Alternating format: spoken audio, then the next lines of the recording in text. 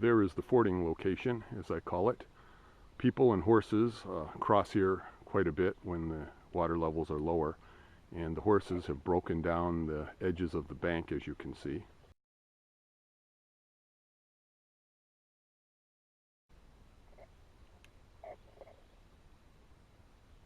I was thinking of doing a video on crossing creeks and waterways like this, but I decided not to. There's a lot of technical aspects to it, and it's actually pretty dangerous, so I decided to do a video about the dangers of crossing a creek like this. And as you can see right in front of us, these logs represent one of the dangers, and what's under there I can't tell anymore. Normally the water is ankle deep here and it's clear. As you can see, it's quite muddy, so there could be logs right under there that you snag your foot on, get caught in. And that water, how deep is it? I don't know exactly. It's probably waist high, but it could be deeper. And you get your ankle caught in a snag, and the water could be strong enough to pull you under, and you have no leverage to get out, so you drown. And there's a lot of these trees, a lot of these logs that have fallen in this creek all along its length. This is a county park. It's probably the most undeveloped one in the county. The trails are basically not maintained. There's no trailhead signs really. There's no porta potties or bathroom or visitor center. So hopefully they leave it alone.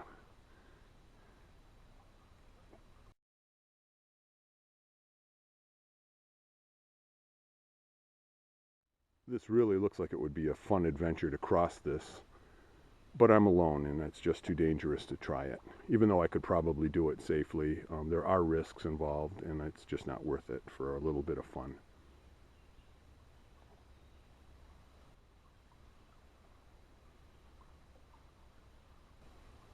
I also don't want to get soaking wet. That water is cold.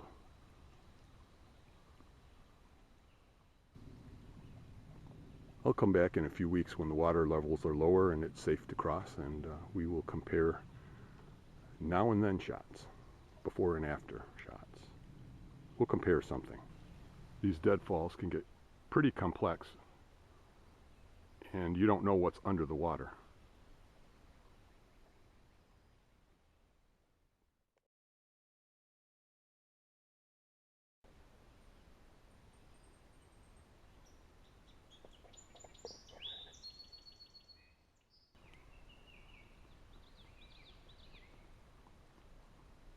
You might get lucky and find a log that extends all the way across the river, but is it strong enough to hold your weight? Is it wide enough? Can you balance on it?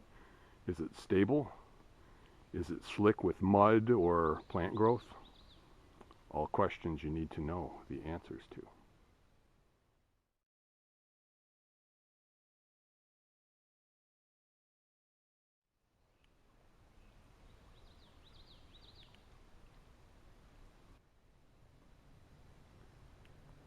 Either side of the creek here is floodplain. And then we have a little ridge up there where the main trail is.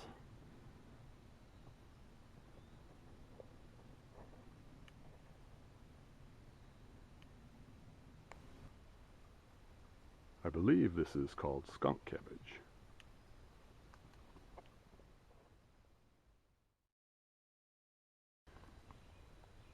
Since I'm here, we'll see if the pack blends in.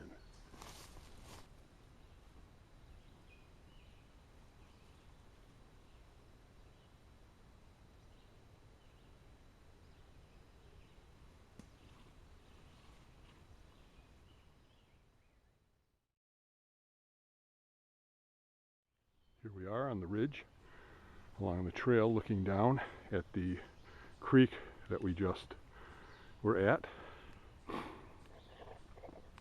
Hard to see if it's showing up there. You can see, I can see the reflection. One of the vernal ponds that dot the park. It's quite high this year. We've had a lot of rain. Some of these are, I guess you would classify them as fens because some of them don't actually dry up during the summer. Most of them do though. Well, we've come to a fork in the trail here. Do we go this way? Or do we go that way?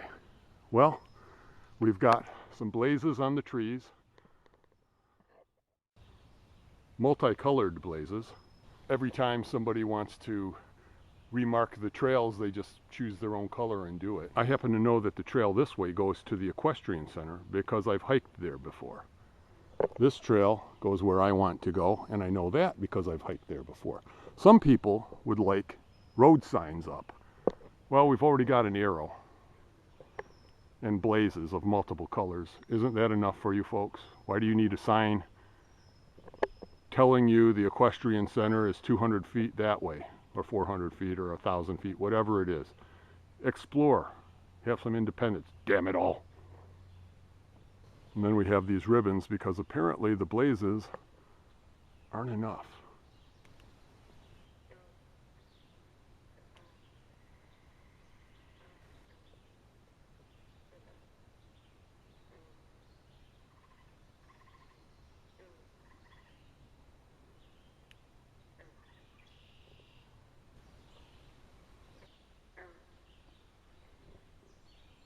Well, that's it for the Dangers of Crossing Creeks video.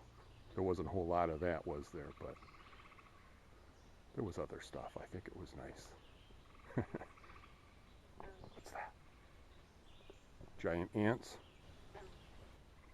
I find it interesting when you come out here and you just listen and you hear the noises the animals make.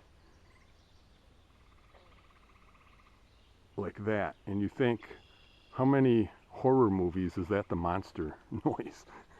You know, the giant ant, the giant tarantula making that sound, and it's just a frog or a bird, you know, but most people don't know that's what it is. And that's kind of sad. That wasn't me.